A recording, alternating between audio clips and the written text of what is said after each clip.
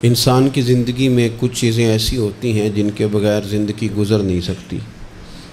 اتنی دیر تک جتنی دیر تک وہ چیز اس کے پاس موجود ہوتی ہے اسے نہ اس بات کا ادراک ہوتا ہے نہ احساس ہوتا ہے، لیکن جب وہ چیز اس کے پاس سے رخصت ہو جاتی ہے، اس کے پاس کسی وجہ سے خدا نہ خواستہ وہ چیز موجود اور محفوظ نہیں رہتی، پھر اسے احساس ہوتا ہے کہ ایک بہت بڑی نعمت تھی میرے پاس، وہ مجھ سے چلی گئی۔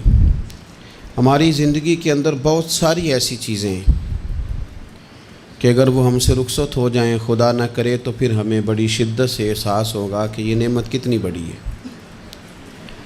آپ قوس و قزح کے رنگ دیکھتے ہیں، دھوپ اور چھاؤں میں لوگوں کے چہروں کو ملاحظہ کرتے ہیں، آپ اپنے بچوں کو محبت کی نظر سے دیکھ کر دل کو ٹھنڈا کرتے ہیں، آپ اپنے ماں باپ کو محبت کی نظر سے دیکھ کر کامل حج کا ثواب حاصل کرتے ہیں، قرآن مجید کی زیارت کر کے آپ اپنے دل میں بہت سارا سرور محسوس کرتے ہیں، لیکن یہ ساری نعمتیں اتنی دیر تک آپ کے پاس ہیں جب تک آپ کے پاس آنکھ کی نعمت موجود ہے۔ اگر یہ رخصت ہو جاتی ہے نا، اگرچہ اتنی ساری نعمتوں میں یہ ایک نعمت ہے، لیکن آپ آنکھ نہیں ہے تو آپ کو تو اپنوں کا احساس بھی نہیں، آپ تو اپنوں کے چہرے بھی دیکھ نہیں پائے۔ کوئی بھی نعمت جو آپ کے پاس ہے، آپ کبھی محسوس کریں کہ اگر اس نعمت کا وجود ہمارے پاس نہ ہوتا تو ہماری کیفیت کیا ہوتی۔ یہ سانس ہے، ہم دو دفعہ سانس کا استعمال کرتے ہیں، ایک دفعہ اندر جاتی ہے اور ایک دفعہ باہر آتی ہے۔ اگر اندر نہ جائے تو بھی مسئلہ ہے، چلی گئی ہے لوٹ کر باہر نہ آئے تو بھی بہت بڑی مشکل ہے۔ تو اس کا اندر اور باہر جانا یہ زندگی کا احساس ہے۔ اگر کبھی سانس اکھڑنے لگے اور آپ کے سینے میں آپ کی سانس اٹکنے لگے تو ایک بہت بڑی تشویش ہے، ایک بہت بڑی آکسیجن ہے، پوری طرح سے انسان کو قید کر دیا جاتا ہے، اور وہ کہتا ہے کہ میرا تو سارا وجود سلامت ہے، ہاتھ کام کر رہے ہیں، پیر کام کر رہے ہیں، آنکھیں کام کر رہی ہیں، زبان کام کر رہی ہے، سب کچھ ٹھیک ہے، صرف سانس اکھڑ گئی ہے۔ تو انسان محسوس کرتا ہے کہ یہ ساری چیزیں سلامت ہونے کے باوجود میرے کسی کام کی نہیں۔ آپ کے پاس جتنی بھی نعمتیں ہیں ان کو اگر آپ شمار کریں تو کبھی آپ کہیں گے کہ ساری نعمتوں میں آنکھ زیادہ ضروری ہے، کبھی کہیں گے کان زیادہ ضروری ہے، کبھی کہیں گے زبان زیادہ ضروری ہے، کبھی کہیں گے دل زیادہ ضروری ہے، کبھی کہیں گے روح زیادہ ضروری ہے، لیکن میں آپ سے عرض کروں ان ساری چیزوں کے بغیر گزارا ہو سکتا ہے، رسول کائنات کی غلامی کے بغیر گزارا نہیں ہوتا۔ کیوں؟ اس لیے کہ اگر حضور کی شفقت نہ ہو، نبی پاک علیہ السلام کی رحمت نہ ہو، وہ ابن القیم نے ایک جگہ پہ کہا تھا کہ یہ حضور نے ہمیں انسان بنایا ہے، یہ نبی پاک علیہ السلام نے انسانیت کے اسباق پڑھائے ہیں، اخلاقی رویے کیا ہوتے ہیں حضور نے بتلائے ہیں، اگر حضور کا کرم نہ ہوتا تو انسان ایک دوسرے کو کاٹ کے کھاتا۔ یہ حضور نے بتلایا ہے کہ تم نے کس طرح زندگی کو گزارنا ہے۔ محبوب کریم علیہ السلام کا وجود نور ایک ایسی چیز ہے کہ اگر وہ کائنات سے معاذ اللہ سائڈ پہ کر دیا جائے تو اس کائنات کا قائم رہنا کسی صورت بھی ممکن ہے ہی نہیں۔ اسی لیے تو اقبال نے کہا تھا کہ ہو نہ یہ پھول تو بلبل کا ترنم بھی نہ ہو، چمن دہر میں کلیوں کا تبسم بھی نہ ہو نہ یہ ساقی تو پھر میں بھی نہ ہو، خم بھی نہ ہو، اور بزم توحید بھی دنیا میں نہ ہو، تم بھی نہ ہو۔ وہ بڑی بات کہہ گئے ہیں، میں نے بھی اس کو کوئی نہیں کھولنا، کہتے ہیں بزم توحید بھی دنیا میں نہ ہو، تم بھی نہ ہو، خیمہ افلاق کا استادہ اسی نام سے ہے، اور نبض ہستی تپش آمادہ اسی نام سے ہے۔ تو اقبال پھر ہمیں کرنا کیا ہے؟ کہنے لگے کرنا آپ کو یہ ہے کہ قوت عشق سے ہر پست کو بالا کر دے اور دہر میں اسم محمد سے اجالا کر دے، یہ کرنے کا کام ہے۔ اس رستے پہ آپ چل پڑیں میرے بھائی۔ پہلی امتوں کے آپ تذکرے پڑھ لیں، کتابوں میں موجود ہیں، سورہ اعراف کو دیکھ لیں، اس میں بہت ساری چیزوں کا تذکرہ کر دیا گیا ہے، اور بھی قرآن مجید کی بے شمار صورتیں ہیں، آپ ان کو دیکھ لیں، اس پر غور کر لیں۔ جب قومیں نہیں مانتی تھی، انکار کرتی تھیں، تو اللہ تبارک و تعالیٰ انہیں تباہ کر دیتا تھا۔ بات نہیں مانی، ختم ہو گئی۔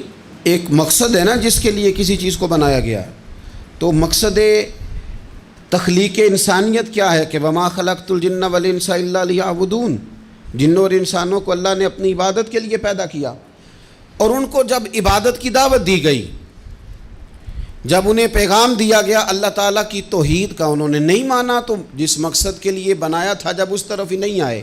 یہ پنکھا لگایا جاتا نا ہوا کے لیے، تو اگر پنکھا ہوا نہ دے تو اس کا کوئی چھت پہ کام ہے؟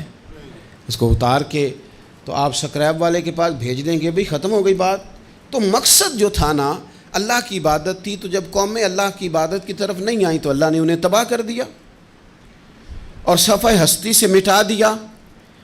اللہ تعالیٰ کے پیارے محبوب علیہ السلام نے کفار مکہ کو، قریش کو، عالم عرب کو، عالم انسانیت کو دعوت دی، وداعیا الی اللہ باذنہ وسراجا منیرا۔ اس منصب پر فائز ہو کر حضور نے دعوت دی۔ جب انہوں نے دعوت کا انکار کیا، حضور نے انہیں عذاب سے ڈرایا، اللہ کے عذاب سے، چونکہ حضور نذیر ہیں۔ انہوں نے یہ کہا کہ اگر آپ کہتے ہیں نا کہ ہم پر عذاب آئے گا تو پھر آپ وہ عذاب لے آئیں، ہم پہ آئے۔ جب کوئی آدمی منہ سے تباہی مانگے، جب کوئی شخص اپنے منہ سے یہ کہے کہ کر لیں جو ہوتا ہے معاذ اللہ، تو اگر تو سامنے والا کمزور ہو تو شاید وہ کچھ نہ کر سکے، لیکن یاد رکھنا کئی دفعہ کمزور ہوتا ہے تو کچھ نہیں کرتا، تو کئی دفعہ مہربان بڑا ہوتا ہے، رحمان اور رحیم کئی دفعہ کرم نوازی کرتا ہے۔ جب انہوں نے کہا نا کہ لائیں وہ عذاب ہے محبوب جس کا آپ وعدہ کرتے ہیں، تو اللہ نے کیا فرمایا؟ فرمایا وما کان اللہ لیعذبہم وانت فیہم۔ محبوب رب کی یہ شان ہی نہیں کہ انہیں عذاب دے، کیوں؟ اس لیے کہ آپ ان کے درمیان موجود ہیں۔ اے محبوب علیہ السلام، اللہ کی یہ شان نہیں کہ انہیں عذاب دے اس حال میں کہ آپ ان کے درمیان موجود ہیں۔ آپ میری بات کو سمجھیں گے، غور کریں گے کہ کافروں کے درمیان اگر حضور موجود ہوں تو عذاب نہیں آتا، تو قیامت میں جب حضور مومنوں کے بیچ موجود ہوں گے، مجھے کہہ لینے دو نا کہ اساں جہاں گناہیاں دا جدوں اعمال نامہ پھرول ہوئے، پھر ذرے ذرے نے سامنے آ جانا ہے، جو جو منہ تھی بولیا بول ہوئے، اساں بھی کول حضور دے بیٹھ رہنا ہے، لکھ عمل ترکڑی تول ہوئے، او دے کولوں بھی رب نے حساب لینا ہے جیڑا بیٹھا ہی محمد دے کول ہو صلی اللہ تعالی علیہ وسلم، او دے کولوں بھی رب نے حساب لینا ہے جیڑا بیٹھا ہی محمد دے کول ہوئے، جس کو کہتے ہیں قیامت حشر، جس کا نام ہے، جس کو کہتے ہیں قیامت حشر، جس کا نام ہے۔ تیرے دیوانوں کے لیے وہ دن تو جشن عام ہے، زیارت ہوگی نا حضور کی، تیرے دیوانوں کے لیے وہ دن تو جشن۔ اور ایک شاعر نے اور بات کھول دی، کہنے لگا ہر نظر کانپ اٹھے گی محشر کے دن، خوف سے ہر کلیجہ دہل جائے گا۔ اچھا جی پھر کیا ہوگا؟ ہر نظر کانپ اٹھے گی محشر کے دن، آنکھیں پھڑ پھڑائیں گی، کانپیں گی اور کلیجے پھٹیں گے۔ منظر ہی ایسا ہوگا، انسان اپنے پسینے میں ڈبکیاں کھا رہا ہے، حساب کا وقت آ گیا ہے اور سورج سوا نیزے پہ ہے، زمین دہک رہی ہے، تو کہنے لگے ہر نظر کانپ اٹھے گی محشر کے دن، خوف سے ہر کلیجہ دہل جائے گا، پھر اوڑھ کر کالی کملی وہ آ جائیں گے، پھر اوڑھ کر کالی کملی وہ آ جائیں گے، پھر اوڑھ کر کالی کملی وہ آ جائیں گے، ہر نظر کانپ اٹھے گی محشر کے دن، خوف سے ہر کلیجہ دہل جائے گا، پھر اوڑھ کر کالی کملی وہ آ جائیں گے، سارے محشر کا نقشہ بدل جائے گا۔ میرے عزیز، حضور کے بغیر گزارا، نبی کریم کے بغیر کوئی چارہ، ہمارا کوئی سہارا ہی نہیں حضور کے بغیر، ہم کدھر جائیں سوائے محبوب کے۔ اس لیے نا صحابہ اس بات پر مطلع ہو گئے تھے، وہ نا بڑی بڑی دھیمی دھیمی باتیں پوچھتے رہتے تھے، اطلاع مل گئی تھی نا کہ اصل کرنا کیا ہے، تو جو رازدار لوگ ہوتے ہیں نا وہ پھر دھیمے دھیمے راز کی باتیں کرتے ہیں، حضرت انس بن مالک حضور کے خادم تھے. اماں نے دے دیا تھا حضور کی بارگاہ میں. کہتے ہیں میں 10 سال مدینے میں حضور کی نوکری کرتا رہا، تو قریب سے دیکھا تھا نا سارا کچھ. بہت ساری احادیث ان سے مروی ہیں، بڑی چیزوں کو دیکھا تھا. تو ہم سیاڑے ہو گئے، باتیں سمجھ گئے، قریب رہنے والے لوگ. تو قربان پچھانن والے ہیں، تو گل جان گئے گل کھول دے نہیں. تو قریب پہنچ گئے تھے نا، تو سمجھ آ گئی تھی بات کی. تو ترمذی میں موجود ہے، ایک دن حضور سے پوچھتے ہیں یا رسول اللہ قیامت والے دن آپ کو کہاں تلاش کروں؟ یعنی حضور علیہ السلام سے پوچھتے ہیں حضور میں نا قیامت والے دن، بھئی بات تو یہ نا کہ اعمال ٹھیک کیا جائے، معاملات پر توجہ دی جائے، عبادات کا خیال کیا جائے، جو ہمارے ذمے ڈیوٹیاں ہیں وہ پوری کی جائیں. تو وہ کہتے ہیں حضور وہ قیامت والے دن کہاں تلاش کروں؟ تو حضور نے بھی نہیں فرمایا کہ تو اعمال ٹھیک کر، مجھے ڈھونڈنے کی کیا ضرورت ہے، کہاں ڈھونڈوں؟ تو حضور فرمانے لگے مسکرا کے فرمانے لگے، چونکہ قربان پچھانن والے ہیں، تو اے گل جان گئے گل کھول دے نہیں. حضور علیہ السلام سے کہا یا رسول اللہ میں نہ قیامت والے دن کہاں تلاش کروں؟ تو حضور فرمانے لگے حوض کوثر پہ.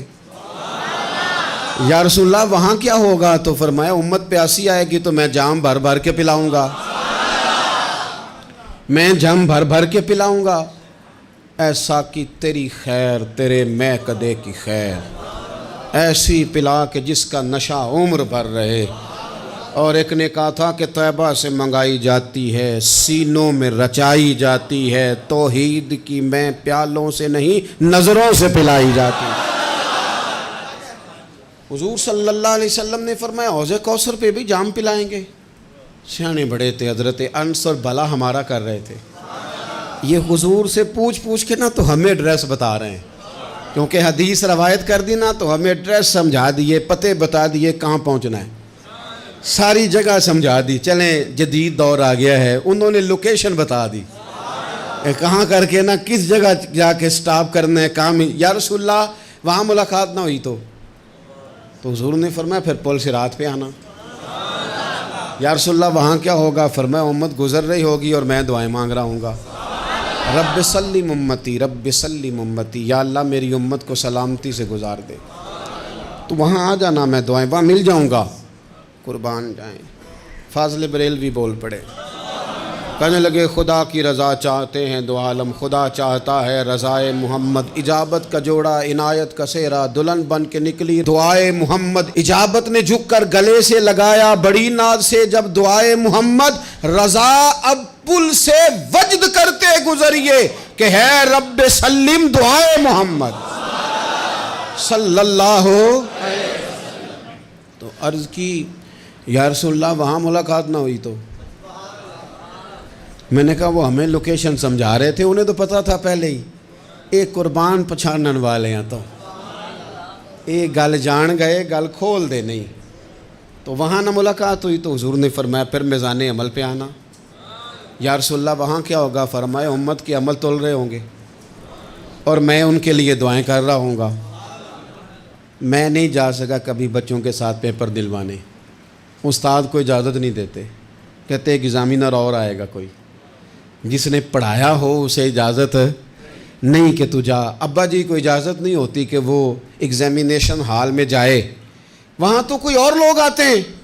یہ بھی عجیب سبق ہے نا کائنات کا کہ سارے تعلیم و تربیت کے اسباق بھی حضور پڑھائیں،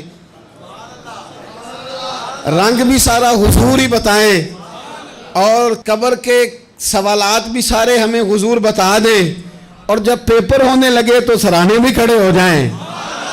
تو پھر کہہ لینا ایک دفعہ پھر کہ وہ دے کولوں کی رب نے حساب لینا، جیڑا بیٹھا ہی محمد دے کول، وہ دے کولوں کی رب نے حساب لینا. میرے عزیز ہمارا گزارا نہیں حضور کے بغیر. لوگ اصل میں نا ہمارا مسئلہ نہیں سمجھتے، ہمارا مسئلہ کچھ اور ہے.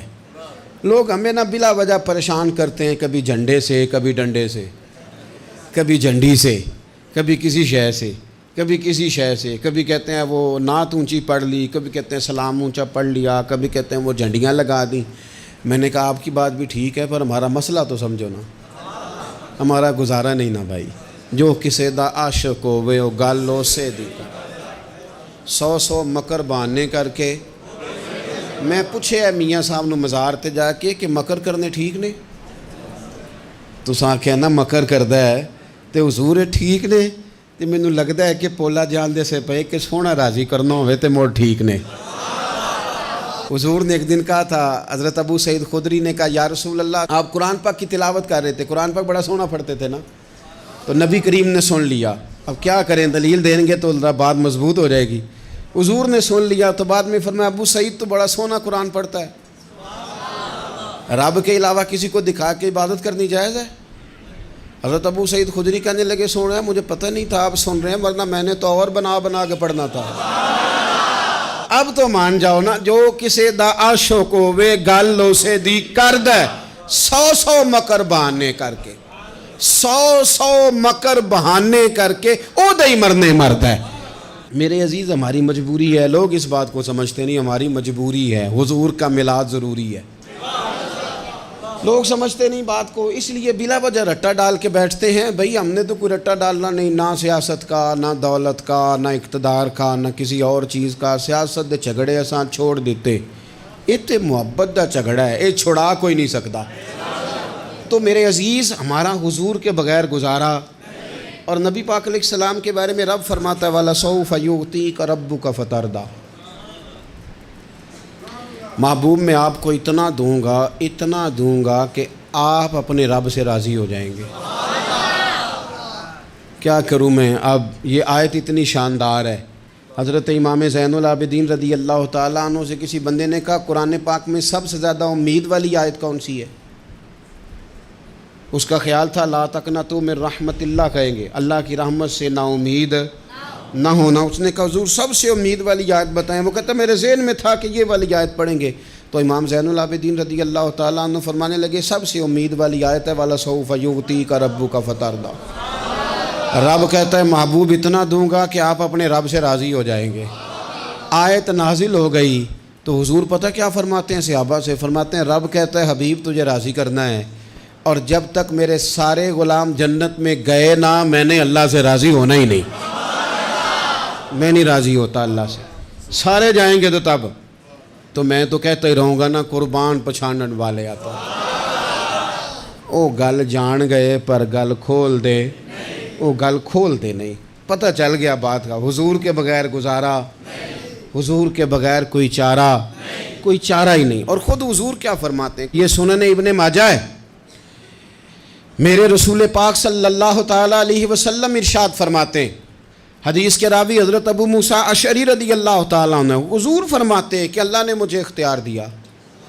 یا رسول اللہ کس بات کا؟ فرمایا رب نے اختیار دیا میں چاہوں تو آدھی امت بغیر حساب کے جنت چلی جائے، اور میں چاہوں تو اللہ سے اختیار لے لوں کہ یا اللہ مجھے شفاعت کا حق دے، میں سفارش کرتا جاؤں اور تو انہیں معافی دیتا جائے، یہ مجھے اختیار دیا اللہ تعالیٰ نے۔ تو حضور کیا فرماتے ہیں؟ فرماتے ہیں وہ آدھی امت والا سودا نہیں میں نے قبول کیا، میں نے نہ شفاعت لی ہے کیونکہ یہ عام تر ہے اور یہ کفایت کرنے والی ہے، یہ عام بھی ہے اور کفایت کرنے والی بھی ہے۔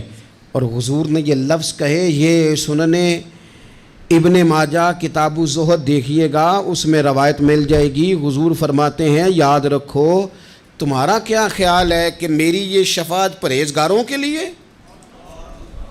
خود جملہ استفہامیہ سے بات کرتے ہیں، تمہارا کیا خیال ہے کہ میری یہ شفاعت جو قیامت میں میں سفارش کروں گا تو پرہیزگاروں کی کروں گا؟ حضور فرماتے ہیں نہیں، میں قیامت میں گناہ گاروں کی سفارش کروں گا، میں گناہ گاروں کی سفارش کروں گا، گناہ گاروں کے لیے عرض کروں گا اللہ کی بارگاہ میں۔ کچھ دن پہلے میں کہیں پڑھ رہا تھا کسی کا مضمون، اس نے تشبیہ کس طرح کی دی ہے مجھے پتہ نہیں، لیکن لکھ دی بات، کہنے لگے ایک وکیل ہوتا ہے ایک شفیع ہوتا ہے، ایک وکیل ہوتا ہے ایک، حضور وکیل نہیں ہمارے، حضور ہمارے شفیع ہیں، شفاعت کرنے والے ہیں۔ وکیل یہ کہتا ہے جج صاحب سے کہ یہ جس کا میں وکیل ہوں نا اس نے نا غلطی کوئی نہیں کی، اسے معاف کر دیں۔ وکیل یوں بحث کرتا ہے، کہتا ہے اس نے کیا ہی نہیں، جرم معاف کریں۔ اور جو شفیع ہوتا ہے نا وہ کہتا ہے مالک اس نے سارے کیے، تو میرے آنے کی لاج رکھ اور اسے معاف کر دے۔ یہ وکیل اور شفیع کا یہ فرق ہوتا ہے کہ شفیع کہتا ہے سونے سارے کیے ہیں، بڑے بڑے پاپ کیے ہیں، پر میں جو آ گیا ہوں تو مہربانی کرنا معافی دے دے۔ میرے عزیز، حضور کے بغیر کہیں بھی گزارا نہیں ہے۔ ہم نے نا جب یہ بات سمجھ لی، اور پتہ ہے نبی کریم صلی اللہ علیہ وسلم نے آگے بڑھ کے خود بھی کئی مقامات پر اس بات کو کھول کر مختلف انداز میں بیان کیا۔ حضرت عبداللہ ابن عباس رضی اللہ تعالیٰ عنہ کی روایت آپ دیکھ لیں، یہ آپ کو مستدرک میں ملے گی۔ حضور صلی اللہ علیہ وسلم فرماتے ہیں قیامت کے دن اللہ تعالیٰ انبیاء کے لیے نور کے ممبر بچھائے گا، ہر نبی ممبر پہ بیٹھ جائے گا، ہر پیغمبر علیہ السلام اپنے ممبر پہ جلوہ فروز ہو جائیں گے، ہر پیغمبر۔ لیکن حضور فرماتے ہیں میرا ممبر خالی ہوگا۔ یا رسول اللہ صلی اللہ تعالیٰ علیہ وسلم آپ کا ممبر کیوں خالی ہوگا؟ حضور فرماتے ہیں میں ممبر چھوڑ کے رب کی بارگاہ میں کھڑا ہو جاؤں گا، اور اس ڈر سے کھڑا ہو جاؤں گا کہیں ایسا نہ ہو کہ میں جنت میں چلا جاؤں اور میری امت رہ جائے۔ میں اپنی امت کی سفارش کروں گا، رب میری امت کی سفارش قبول کرے گا۔ فرماتے ہیں میں اتنی سفارش کروں گا، اتنی سفارش کروں گا کہ جہنم کا دروغہ مجھ سے کہے گا کہ محبوب کمال ہو گئی، آپ نے تو اپنا کوئی غلام دوزخ میں رہنے نہیں دیا، سارے آپ نے نکال دیے۔ کسی شاعر نے بڑی خوب بات کی تھی، اس نے کہا تھا کہ یاد رکھو قیامت کا جو دن ہے نا، یہ قیامت کا دن دراصل ہمارا وقت ہوگا خاص، جب ہم نبی پاک صلی اللہ علیہ وسلم کی بارگاہ میں جائیں گے تو ہمیں سمجھ آ جائے گی کہ دنیا میں ہم نے کئی دوستیاں لگائی تھیں پر جھوٹی لگا بیٹھے۔ ایک دوستی سچی ہے جو مدینے والے کی ہے، وہ کہتے ہیں محمد بوٹیا جھوٹا ہی جاگ سارا، اے سچیاں مدینے والے دیاں یاریاں، سچیاں مدینے والے دیاں۔ تو نبی پاک صلی اللہ علیہ وسلم کے بغیر نہ دنیا میں گزارا ہے، نہ قبر میں گزارا ہے، نہ آخرت میں گزارا ہے۔ اب ایک سبق ہے، وہ سبق بھی آپ نے ضرور یاد کرنا ہے۔ جس شخصیت کے بغیر ہمارا گزارا نہیں، نہ قبر میں، نہ حشر میں، نہ پل صراط پہ، نہ میزان عمل میں، نہ حوض کوثر پہ، تو ہمارا ان کے بغیر دنیا داری میں گزارا کیسے ہو جاتا ہے؟ ہمارا تجارت بھی حضور سے سیکھیں، گھرداری بھی حضور سے سیکھیں، شادی بیاہ کے طریقے بھی حضور سے سیکھیں۔ جب گزارا نہیں حضور کے بغیر تو پھر زندگی کے سارے سلیقے حضور سے سیکھیں، پھر ادھر ادھر جانے کی ضرورت ہے۔ حضور کی سیرت کو پڑھیں، سوانے کو پڑھیں، حیات مبارکہ کا مطالعہ کریں۔ یہ جو ہم میلاد کا جلوس لے کے نکلتے ہیں نا، جب ہم نے نا بہت ساری چیزوں کو سطحی سا سمجھ لیتے ہیں معاذ اللہ بعض اوقات۔ یہ جب ہم میدان میں نکلتے ہیں نا، میلاد کے جلوس میں حضور کے نام کا نعرہ لگاتے ہیں، تو ہم نا للکارتے ہیں اس نظام کو جو نظام حضور سے پہلے تھا۔ امیر غریب کی تقسیم تھی، ذات برادری کی تقسیم تھی، چھوٹے بڑے کی تقسیم تھی، گورے کالے کی تقسیم تھی۔ ہم جب میدان میں نکل کے نعرہ لگاتے ہیں تو ہم اس نظام کو للکارتے ہیں، ہم کہتے ہیں وہ نظام نہیں چلے گا، اب حضور کا میلاد ہو گیا ہے۔ اب نظام وہ ہے کہ جس پلیٹ میں ابو بکر صدیق کھانا کھائیں گے اسی میں بلال حبشی بھی کھائیں گے۔ اب نظام وہ ہے کہ اگر غریب آدمی جرم کرے گا تو سزا ملے گی، تو اگر گورنر کا بیٹا جرم کرے گا تو سزا اسے بھی ملے گی۔ اب حضور کا نظام آ گیا، ہم اس نظام کی طرف بڑھتے ہیں۔ اپنے آپ کو حضور کے قدموں کی طرف مائل کریں۔ میلاد صرف 1 سے 12 ربیع الاول تک نہیں، میلاد سارا سال ہے، ذکر میلاد سارا سال ہے، میلاد کی محفل سارا، اور میلاد صرف مسجد میں نہیں، گھر میں بھی ذکر میلاد، دکان میں بھی ذکر میلاد۔ ذکر میلاد سے مراد حضور کی تعریفیں، نبی پاک کی شانیں، حضور کی باتیں، آ میرے دل آمنہ کے لال کی باتیں کریں، چہرہ والشمس کے اجلال کی باتیں کریں، اپنی طبیعتیں حضور کے ساتھ لگائیں، اپنے آپ کو حضور کے قدموں سے وابستہ کریں اور عشق کریں نبی پاک سے۔